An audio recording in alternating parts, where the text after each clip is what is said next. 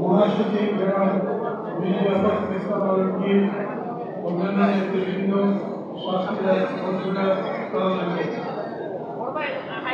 সবাইকে যারা এখানে আছেন যশোরের নেতা তাদেরকে জন্মদিনের শুভেচ্ছা। আজ বলে যখন আমি দেখেছি কি উচ্ছ্বাস ছাত্রের মধ্যে, যুবকের মধ্যে, সমগ্র জনগণের মধ্যে কি আশার বাণী, আশার সুর এতগুলো বছর পরে আমার এখানে আবার মনে হচ্ছে আমি এখানেই আছি। আমি যশোরে নাই, তবু যশোরের সঙ্গে আছি। আমি এখন পর্যন্ত এরকম মনে করি লড়াই সংগ্রামে সবার সাথে আছি।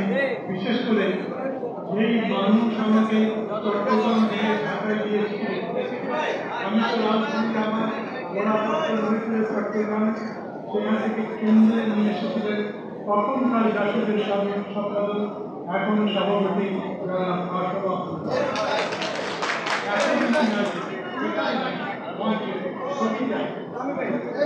দুজন নেতা ছিলেন, ছাত্রলীগের সভাপতি এবং রাষ্ট্রপতি ছিল রাষ্ট্রীয় কমিশনার। একজন বক্তৃতা করতে প্রশান্তির বাতাস চলে গেছে, শান্তির বাড়ি আর আসমরা বক্তৃতা করতেন রক্ষী বাহিনীর অত্যাচার, শেখ মুজিবের নির্যাতন, কুশাসন, তাই এমন বক্তৃতা করতেন যে বাতাসে দেশে কাটি ছাড়া আগুন চলেছে। আমার মনে আছে উনি একদিন বয়সের মাধ্যমে ক্রিকেট খেলায় একজন আমাকে বললেন বাজার থেকে আপনারও দইয়ের একটা ঝুঁকি নিয়ে যাচ্ছিল, তাহলে বললো আসমরা বক্তৃতা করছে। বক্তৃতা শুনতে শুনতে কোন সময় হাত থেকে ডুঙ্গিটা পড়ে গেছে, দইটা খেতে গেছে, ও টেরি পাইনি বক্তৃতাই। আর একটা লোক বাজার থেকে মাছ কিনে ফিরছিল, বক্তৃতা শুনতে শুনতে মাছটা কেটে গেছে, বসে বলেছে তোমার মাছ কেটে যায়, এখানে দাঁড়িয়ে কি করো? এই অসাধারণ গুণ আশীর্বাদের মধ্যে ছিল এবং সেজন্য সারা বাংলাদেশে তখন প্রতিরোধের একটা আলোচনা। বন্ধুগণ, 54 বছরের পরে এখন বাংলাদেশ বেশ বড় ধরনের আপনারা তো আছেন, ভাবি আছেন, স্বপ্ন আছে, সিরাজ আছেন, সবাই আছে। আমি আপনাদের কাছে প্রত্যাশা করি এই সময় আপনারা আপনাদের ভূমিকা রাখবেন। আমরা এবারও কিন্তু আশায় বুক বেড়েছিলাম, মনে করেছিলাম সারা পৃথিবীতে এত বড় মানুষ যারা ডক্টর মোহাম্মদ ইউনূস, উনি নিশ্চয়ই ভালো কিছু করতে পারবেন। নোবেল প্রাইজ পেয়েছেন, সারা দুনিয়াতে মানুষের প্রেমিতে অসাধারণ সাফল্য অর্জন করেছেন, বাংলাদেশের সংস্কারের সম্ভবত সেই রকম একটা সাফল্য অর্জন করতে পারবে। 8 মাস ধরে কথা বলেছে, তারপরে একটা চুক্তি সই করেছে, সনদ সই করেছে। সবাই জানে দলিল যখন লেখা হয়ে যায় সেই দলিল বদলানো যায় না, কিন্তু দলিল বদলা দিয়েছে।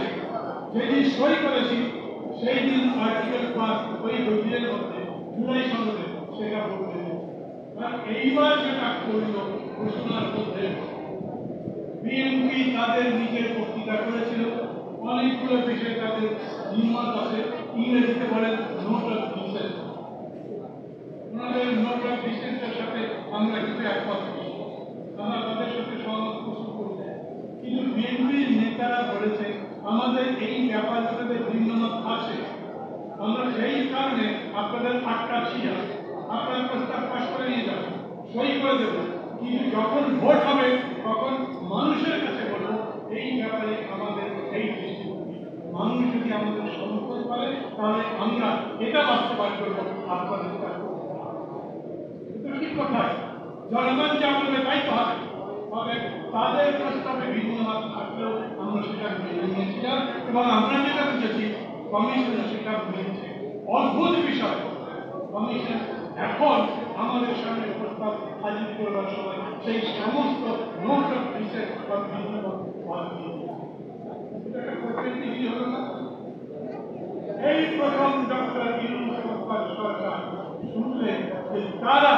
জাতির সঙ্গে এবং বিএনপির সঙ্গে বিশেষ করে প্রতারণা। আমি একটা ভুল বললাম, প্রথম শোনেন নাই, উনি যাদের কথায় দেশে এসেছিলেন, দেশের দায়িত্ব নিয়েছিলেন, বলেছিলেন ওরা হচ্ছে আমাদের নিয়োগকর্তা, যারা এই আন্দোলনের মূল ভিত্তি, তখনকার মতো ছাত্র এখন যারা এনসিপি করে তারাও বলেছেন এই সরকার আমাদের সাথে প্রতারণা করে।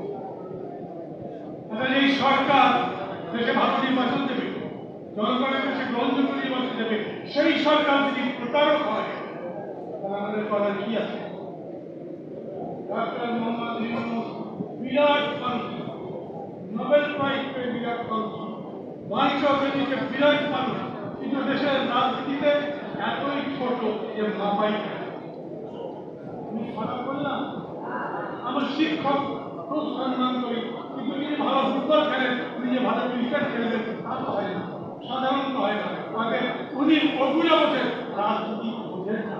আমরা মনে করেছিলাম রাজনীতি বোঝার জন্য আমাদের সাথে কথা বলবেন, বন্ধুদেরকে ডাকবে, আমাকে ডাকলেই আমি দৌড়াবো, আরো যাদের যাদের পছন্দ করেন ডাকবেন, কথা বলবেন, উনি যার সাথে কথাও বলবেন।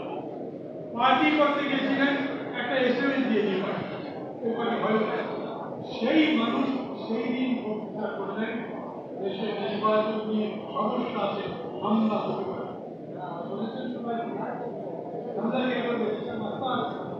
দেশের মাস্টার হামলা করলে পুলিশটা আধা ঘন্টার মধ্যে ঠান্ডা করবে, বড় মাস্টারকে আর্মি ঠান্ডা করবে।